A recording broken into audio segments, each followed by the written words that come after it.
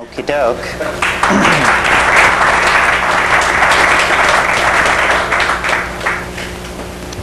So can everyone hear?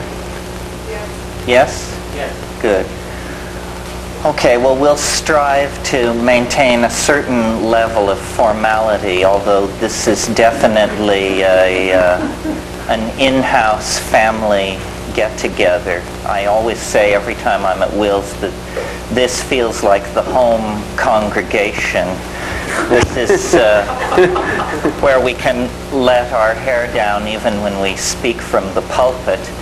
And I encountered Will a few weeks ago at a buffet, and he said, "I'm glad to see you." And I said, "I'm glad to see you." He said, "This must mean we both need money." So why don't we plan an event? But we needed a draw, so we thought probably we could lend some respectability to the enterprise by getting a British theoretical biologist to throw in with the plan. So every year now for several years, the annual return of the sheldrakes to Turtle Island has been a high point in the social calendar. And sometimes it happens in the spring and sometimes in the late summer. But it always is an excuse to suspend the ordinary rules of engagement and party down as much as we can with these wonderful people. And Rupert and I have not seen each other for 10 months or so. He flew in from Vancouver this afternoon. I saw he and Jill for the first time this evening. I have yet to see Merlin, who is the latest adumbration of the Sheldrakean morphogenetic concrescence. And I'm sure he lives up to the name. So the way we conceived of this is I just think that what goes on in our living rooms is much more exciting even without the dope smoking than what goes on in the public lecture situation. So the idea was for Rupert and I to get together again, get to catch up again, and have you as part of the extended family participate in this. So on very short notice, I conceived this and called it Forms and Mysteries, Morphogenetic Fields and Psychedelic Experiences, as a kind of effort to split the deck two ways equally, you know. Although in the past, Rupert and I have participated at Esalen. We spent a very interesting afternoon talking about the theory of formative causation and what it might say about the psychedelic experience pharmacologically, psychologically, historically, and so forth. Forms and Mysteries seem to me a fitting title because, of course, form is a mystery that even science is willing to acknowledge. This is the great terra incognito of modern science, is the persistence and genesis of form. What is it? Where does it come from? And what sustains it? And typical of the history of science, the more complex problems have been postponed historically until epistemological and analytical capabilities were sufficient to deal with the problem. This is why, for instance, linguistics was no more than a metaphor until the 20th century. And in a sense, I think probably morphogenesis was in the same situation, because powerful mathematical tools have had to be invented to carry it out of the realm of mere theoretical discussion.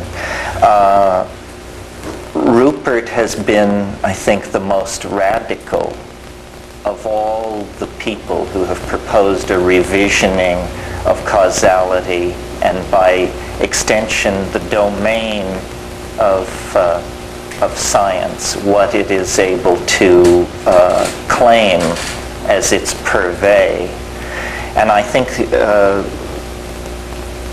that his position has been at first ignored, and more recently with the publication of his second book excoriated, because this is no small matter. This is actually a question of fundamental epistemic importance to the entire scientific enterprise, because what is being proposed in the theory of the morphogenetic field is a revisioning of causality. The second book, which if you haven't read it, you're certainly missing an intellectual adventure. It's like a chance to read the Principia when the person who wrote it is striding around town giving lectures.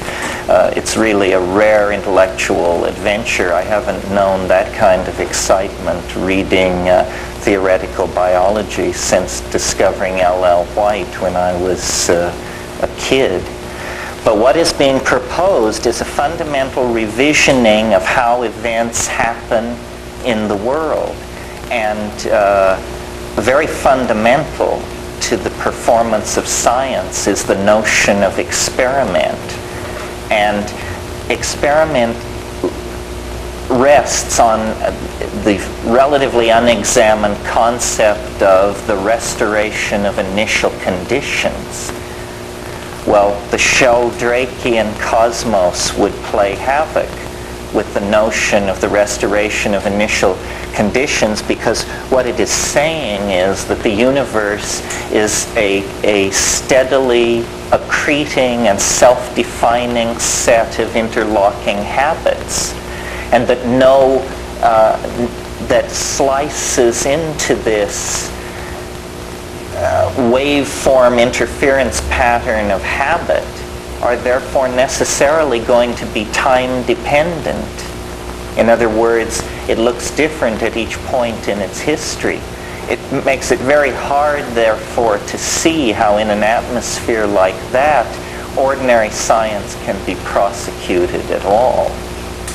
So the interest that it holds for me then is that it seems to be a very calm, rational,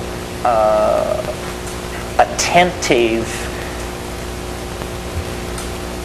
program of intellectual understanding which leads to the same radical conclusions that an emergence in the core experience of archaism, the psychedelic experience, argues for.